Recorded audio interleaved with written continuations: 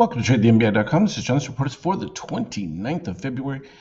Well, we got to move down here to the ABM yellow. Not a surprise, and this is what we were looking for to see if we were going to get some additional fade. We were already below the 33 with the magenta on the NBI, and I said below 25 poses more risk for breaking below the ABM yellow.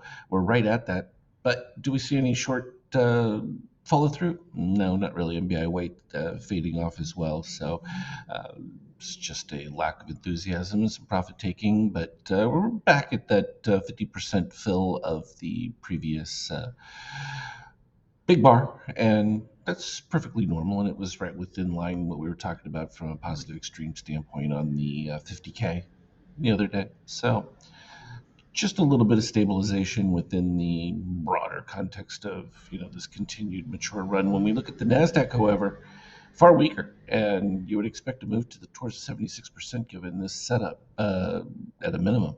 So this is that divergence we were talking about, where the Nasdaq has proved to be the leader in one end, but it's also now the leader in filling back a little bit, and it's already 3/4 of the way back from the big up bars. So it puts a little bit more pressure on the S&P. But then it's the broader issues that are holding on to things at this particular stage. The Fed, we had a couple of, well, at least one Fed governor saying that the likelihood of 3 rate cuts is possible.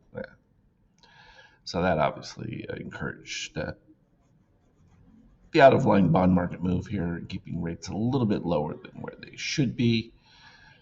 Any justification for it? No, because we look at oil and we can see that that's going to continue to put upside pressure on prices. So, it's one of those where you can just pretend to ignore reality.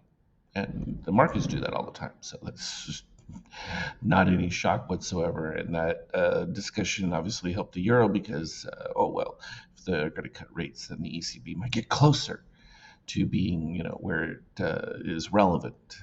No, it's not going to happen, but that's okay.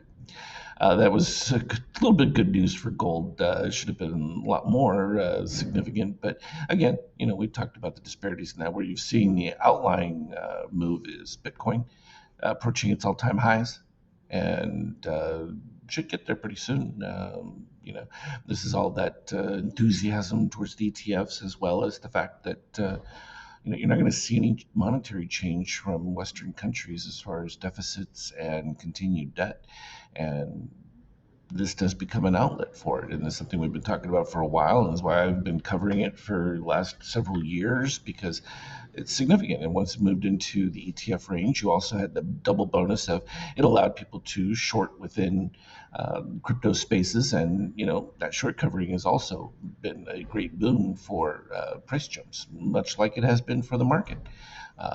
Much of what we saw there was people positioned wrong and they're forced to cover, and it makes it easy to then hold the new level and rinse and repeat. Now, we talked about the positive extreme from going all the way back over here, which was the original breakout move, and filled in those going all the way back uh, to the beginning phase, which was right about here, and that started it. And then we have the couple of other big bars that were the actual moves, and if those start to get filled in, that would be a much more significant. I don't want to call it a meltdown because it's not really that much of a big deal. It's just consolidation within the broader push, and finding a justification based on economic readings, which again continue to be ambiguous. And as long as it stays in that relative Goldilocks, not too hot, not too cold, you're still going to melt up in general. It's just the way of it. You can see from an intraday, it's complicated, and this is where we get these nice rises. They fill all the way back in, do the same thing, rinse and repeat, and that's been continuing to go on right now in the post market.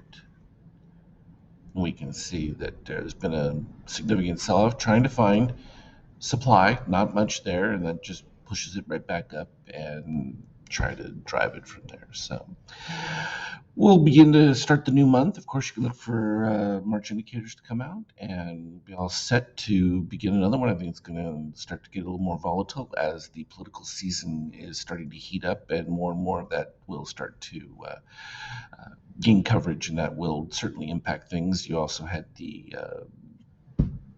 Senate Republican leader announce he's going to step down from the Senate, McConnell. So that's going to also add to what some may perceive as paralysis, or it could be, in some people's view, a way to break through. But unlikely that much happens during election year, which is usually net bullish for the market anyway. So we'll just keep an eye on it and continue to follow readings as they go. As always, trade well. Have a good one.